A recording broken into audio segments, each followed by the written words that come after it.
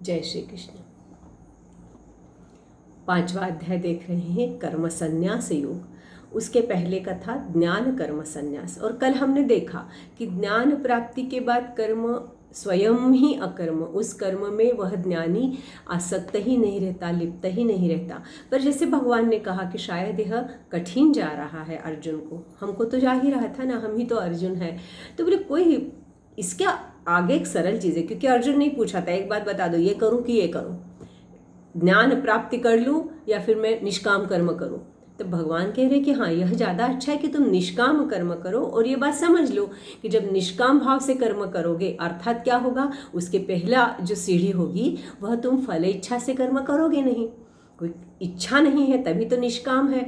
तो जब ऐसा करोगे तो अपने आप ही कर्म संन्यास की ओर हम जा सकते, क्योंकि मूलतः संन्यास को जब भगवान ने स्पष्ट किया तो पसंद का कर्म हो या नापसंद का कर्म हो, पर बिना परेशान हुए, बिना उस कर्म के साथ कोई द्वेष भाव चिड़चिड़ किए और हम कर्म करेंगे और फिर वो कर्म अपना है, स्वधर्म है करके जब करने लगेंगे तो उसमें आनंद भी आने लगेगा। तो यह पहली सीढ़ी होगी कि कर्म कौन सा भी है, स्वधर्म है तो उसको करना है। और जब इस भाव से करने लगेंगे और यह पता है कि अब इसका क्या परिणाम और कब और कैसा है नहीं पता, तो पहले मैं मेरा कर्तव्य पूरा कर लूँ, तो स्वाभाविक रूप से फल पर हमारा ध्यान नहीं होगा, कर्म पर हमारा ध्यान होगा। द्वंद्व की भावना अपने आप कम होने लगेगी और यही उस संन्यास की ओर जाने का एक संन्यास जो है वह इसी प्रकार से अपना कर्म करता है सन्यासी। तो कर्म इस प्रकार से करोगे तो अपने आप निरासक्त भाव भी आ जाएगा। तो निष्काम कर्मयोगी जो कर्म के पहले फल का त्याग कर देता है, मतलब फल के ऊपर जिसका ध्यान नहीं है, कर्म के ऊपर एकाग्र है, तो ऐसा यदि निष्काम कर्म योगी होगा तो कल हमको भगवान बता रहे थे कि वो कैसा होता है। तो तब भगवान ने कहा है कि योग युक्तो विशुद्धात्मा विजितात्मा जितेंद्रियः सर्वभूतात्म भूतात्मा कुर्वन्नपि न लिप्यते, कर्म में लिप्त नहीं होता। तो वो क्या करता है, हमने कल पूरा देखा था कि कैसा है, विशुद्धात्मा है, विजितात्मा है, जितेंद्रिय है, उदाहरण भी हमने बहुत देखे थे। और यह जब सब कुछ वह करता है तब सबसे महत्वपूर्ण जो बात उसके साथ हो रही है और इसके कारण वह जब आगे बढ़ रहा है, ऐसा यदि कर सकता है, नहीं ऐसा कर ही सकता है, चिंतन करना है, प्रयास करना है, आगे की ओर जाने का एक भाव मन में लेना है। जब ऐसा करता है तो क्या होता है, भगवान का कहना है कि बहुत अलग सी कोई चीज़ नहीं होती है। तो सबसे पहले क्या होना है उसके साथ कि 10वें श्लोक की दूसरी पंक्ति है, योगिन कर्म कुर्वन्ति संग त्यक्त्वात्म शुद्ध। संग का त्याग, काय के संग का त्याग, कर्म के नहीं, कर्म के संग का त्याग कब होगा कि मैं जो भी कर्म कर रहा हूँ, मेरे शरीर से, मन से, इंद्रिय से किसी भी प्रकार का मैं कर्म करूँ तो उस कर्म के साथ मैं चिपका हुआ ना रहूँ। और चिपका नहीं रहूँगा मतलब ही उससे मैं थोड़ा दूर होकर उस कर्म को छोड़ देता, कर लिया और निकल गया, मैंने किया ये भाव हो भी तो भी कर लिया और निकल लिया, इतना भी जमता है तो वो कर्म मेरे साथ जुड़ के आगे तक नहीं आता, दूर तक नहीं जाता है, छूट जाता है। ये छोड़ने की वृत्ति यदि आती है तो संग कर्म का छूटता है। ऐसा कहा जाता है कि कर्म करने वाला संग छोड़ना चाहता है तो कमल के पत्ते जैसा, गए वक्त भी हमने ये उदाहरण देखा। और मेरे को जब कमल के पत्ते की बात आती है तो हमेशा लगता है कि हम धनिया या मेथी के पत्ते तो नहीं हैं जो जरा सी बात में सड़ गल जाते हैं, उसी में रह जाते हैं और ख़राब हो जाते हैं, चिपके रहते हैं, सब कुछ हमारे ऊपर चिपका है। तो चलिए बिल्कुल कमल का पत्ता नहीं बने पर कम से कम उसमें साथ रज बस के सड़ नहीं जाए, थोड़ा सा निकलने के प्रयास कर सकते हैं क्या, यह सोच सकते हैं क्या। तो संग छूटना, तो संग छूटने के लिए एकनाथ महाराज एक बहुत अच्छी बात कहते हैं कि संगी असोनि स्नेह सांडिला, संगी असोनि स्नेह सांडिला तो संग मुक्त झाला। शब्द देखिएगा, संग में तो है पर उसके साथ प्यार, प्रेम, स्नेह भाव से, स्नेह मतलब एक बात होती है जिसे हम घी को स्नेह कहते हैं, चिपका जाता है ना, चिपक जाता है, छोड़ने के लिए बड़ा साबुन से धोना पड़ता है। तो वह स्नेह है तो संग में है, किसी के साथ है, कर्म के साथ है, हर पर उसके साथ स्नेह के जैसे चिपके नहीं है। तो क्या शब्द युक्त प्रयोग कर रहे हैं, संग मुक्त झाला, मुक्त की बात कर रहे हैं वो, है ना। संग का त्याग और संग से मुक्ति, दो चीज़ें बता रहे हैं, और ये मेरे को बहुत अच्छा लगा। हो सकता है कर्मयोग थोड़ा आगे भी चलता रहे अपना, पर यह समझ में आएगा ना तो बड़ा आनंद भी आएगा, क्योंकि ये हमारे से जुड़ सकता है। इसलिए मुझे ऐसा लगता है कि ये थोड़ा हम ज़्यादा से अच्छे से बात कर सकते हैं क्या। तो जब एकनाथ महाराज यह कहते हैं कि हम संग से मुक्ति पाए, संग से हम त्याग करके सिर्फ नहीं होगा। इसका अर्थ क्या होता है कि देखिए, हम जब संसार में हैं इतने उलझे रहते हैं, इतने उसके साथ उलझे रहते हैं कि सब कुछ गड्ढम गड्ढ सा हो जाता है। निकलना भी चाहते हैं तो वो उलझन छूट नहीं पाती, धागा उलझ जाता है ना, बहुत ज़्यादा जब उलझ जाता है तो काटना ही पड़ता है। काटने के बाद अलग तो हो गए ऐसा लगता है, पर वह चिपका हमारे साथ तो आ ही गया, बचता है ना कुछ चिपका। कभी याद करो, उलझा है धागा तो काट काट के अलग कर दिया, तो जो काट के अलग भाग निकला उसके साथ बहुत कुछ चिपका रहा और वो किसी उपयोग का नहीं रहा, वो फेंकना ही पड़ता है। फिर सबका अलग अलग करना पड़ता है, फिर अलग अलग होके एक अलग से फिर अलग अलग रास्ते से जाएंगे। वो जन्म की बात बाद में करते, पर उलझन सुलझाना, इतना नहीं उलझो उस संसार में कि सुलझ ही ना सको। संसार तो करना है, पहले ही कहा है भगवान ने कि प्रपंच तो है ही, पर प्रपंच उतना ही करो कि उसमें से आसानी से निकल भी सको, तभी आप स्नेह मुक्त हो सकते हो। नहीं तो क्या होता है कि स्नेह से हमने संग तो त्यागा, हमने देखा है वो उदाहरण बार बार, हिमालय पे गए तो संग त्याग दिया पर मुक्ति नहीं पाई, साथ में गया सब चिपका हुआ। इसलिए भगवान ने कितना अच्छा किया, देखिए हमारे लिए 4 आश्रम दिए हैं, और सबसे अंत में संन्यास आश्रम की ओर ना जाए। वानप्रस्थाश्रम तो है गृहस्थाश्रम के बाद, गृहस्थाश्रम के कर्तव्य पूरे करने ही हैं, क्योंकि गृहस्थाश्रम में रहकर आप धर्म अर्थ काम नहीं करेंगे तो मोक्ष तक नहीं जाएंगे, संन्यास आश्रम तक। काम करना मतलब इच्छाओं का निर्माण, इच्छाओं की पूर्ति, रजोगुण होना ही चाहिए, नहीं तो उत्कर्ष नहीं है, उत्थान नहीं है।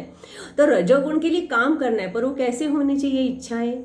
वो सात्विक होना चाहिए, वो इच्छाएं सबके हिताय भी होना चाहिए, मेरे साथ मेरे परिवार के। हमने देखा है उस बात को बार बार, पर उसको बार बार दोहराना पड़ता है, नहीं तो चिंतन नहीं होता है। यहाँ जब हम बात कर रहे हैं संग मुक्त की, तो संग मुक्त के लिए ये बहुत महत्वपूर्ण हो जाता है कि गृहस्थाश्रम में यदि हम हमारे कर्म करते हैं इच्छाओं की पूर्ति के साथ, पर अर्थार्जन करना पड़ेगा उसके लिए, अर्थ धर्म के मार्ग से ही आए। यहाँ हम देखें नीतिमत्ता हो, नैतिकता हो, अर्थ का सदुपयोग भी हो, क्योंकि हमने यज्ञ देखे हैं।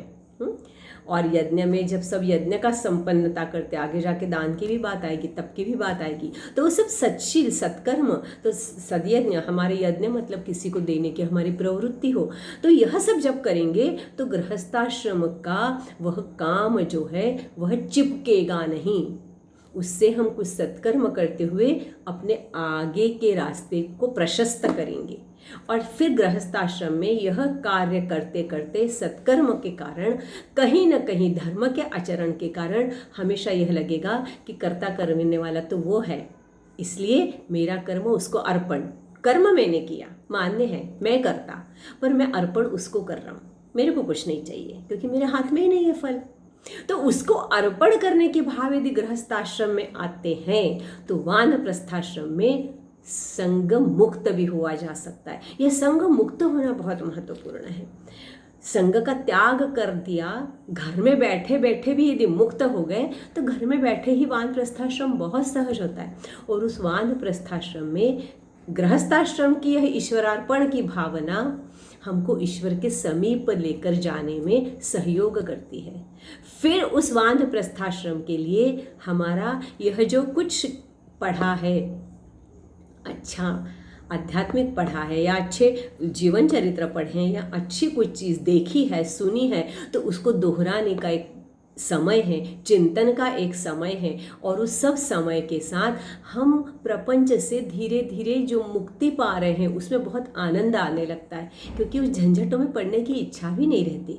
पर हमें दूसरा कुछ आता ही नहीं है, जब दूसरा कुछ आता ही नहीं है तो उस झमेले में जाते। समय तो निकलना चाहिए भाई, समय तो बहुत सारा दिया है, 24 घंटे का दिया है, तो 24 घंटे के समय में मैं किसके साथ कितनी बात करूं, कैसी बात करूं, यह मेरे को सोचना है। तो 24 घंटे का वो समय मेरे पास है और कटता नहीं है। तो इसकी, उसकी, सास बहू की, पड़ोसी की, सीरियल देखेंगे तो भी वही देखेंगे, टीवी देखेंगे तो भी वही देखेंगे, उसी में आनंद आ रहा है। कोई अच्छा सा प्रवचन सुनने में बहुत मन नहीं लगता है। क्या करना है सुन के, क्या मिलना है? सब एक ही बात कहते हैं, कोई दूसरी बात नहीं कहता है। मान्य है, एक ही बात कहते हैं। हमारे मन पर खरोच आ रही है क्या, उसकी कुछ कुछ आ रहा है क्या, यह हम क्यों नहीं सोच पाते? क्योंकि गृहस्थाश्रम में हमने ईश्वर के साथ जुड़ने की बात ही नहीं की, इतने उलझे हुए थे।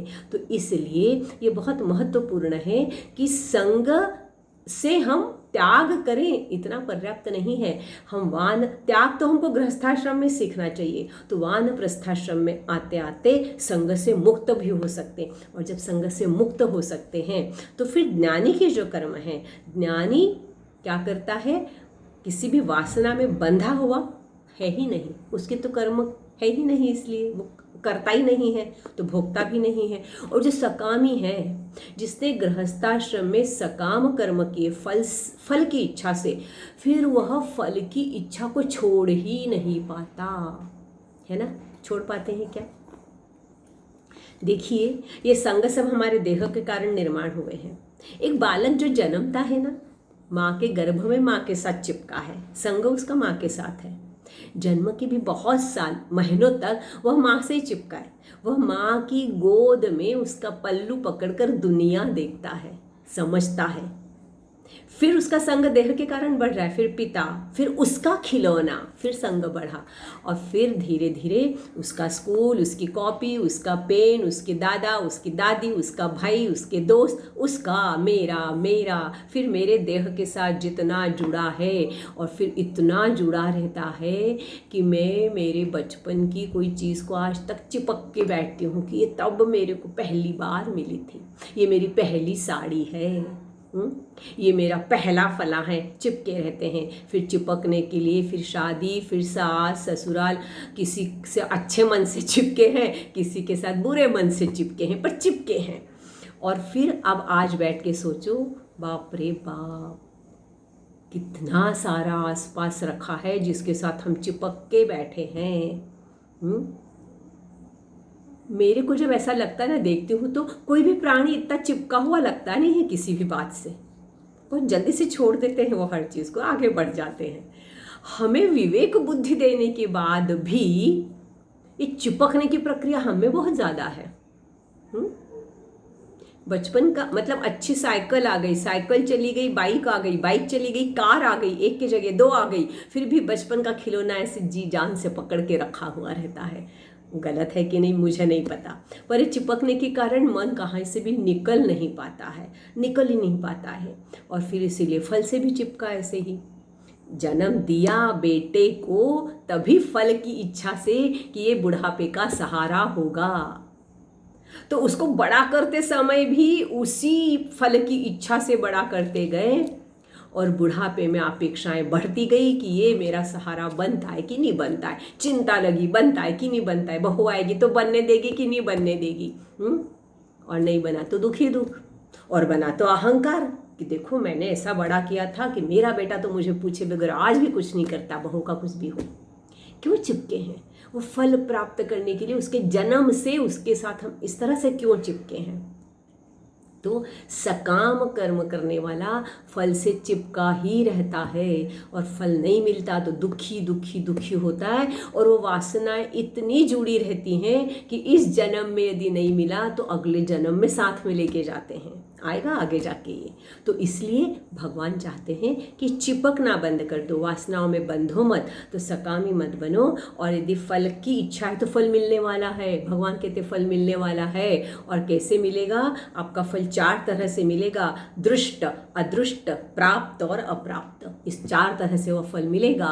और फिर कैसे, क्या, लंबी बात है, छोटे में करने के प्रयास करूंगी, पर है ज़रूर महत्वपूर्ण। शायद कल इसे ही आगे बढ़ाए। जय श्री कृष्ण।